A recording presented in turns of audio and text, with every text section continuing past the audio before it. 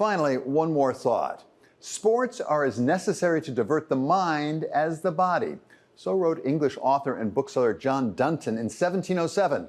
And this summer, we've had plenty to divert both our minds and our bodies, even if New York fans haven't had much to cheer about when it comes to their baseball teams.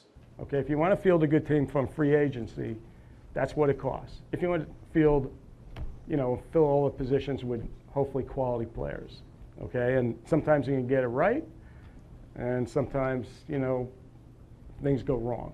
This week, we had the return of gymnastics legend Simone Biles, winning a record 8th national title 10 years after she won her first at the age of 16. We're proud of Simone. I mean, look, she's proven beyond a shadow of a doubt that she's maybe the top gymnast ever in the history of the sport. And another legend, Lionel Messi, debuted for his Inter Miami team and scored a spectacular goal in the 89th minute, even if he wouldn't talk about it with reporters after the match.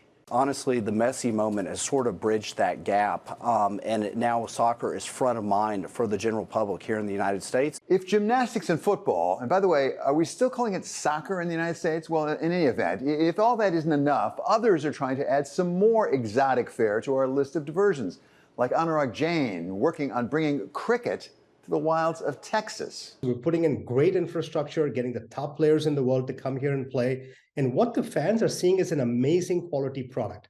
That, we're told, is the most important thing to get anything going: pickleball, rugby, or cricket. But not everyone has gotten with the program of helping us find our favorite sports diversions, like President Maduro of Venezuela, who picked this summer to go after pickleball because of concern it was getting too popular in his very troubled country and was taking up too much space. Unfortunately, this summer, we've also seen a return of questions about the participation of women at the highest levels of our sports, when the head of Spain's National Football Federation, Luis Rubiales, snatched defeat from the jaws of victory after his country's team won the Women's World Cup.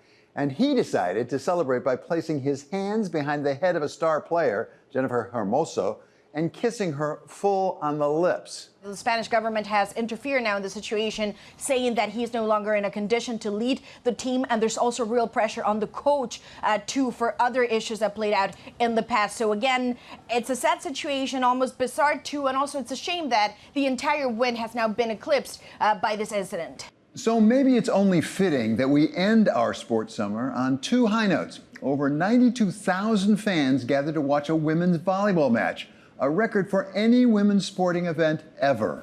I think the biggest thing is women's sports are a big deal here. And they got to experience what the men get to experience on the same level as all the greatest football teams that have played here. We just got to experience it, and maybe in some ways even more. And this week, the greats of tennis gathered once again at the U.S. Open in Flushing, Queens, celebrating on opening night a true sports milestone, turning to the woman who led the charge, tennis legend Billie Jean King, who told a crowd that included former First Lady Michelle Obama, quote, "We're here to celebrate a moment 50 years ago that changed our sport and all sports forever. Equal prize money at the U.S. Open." Sometimes sports is much more than just a diversion.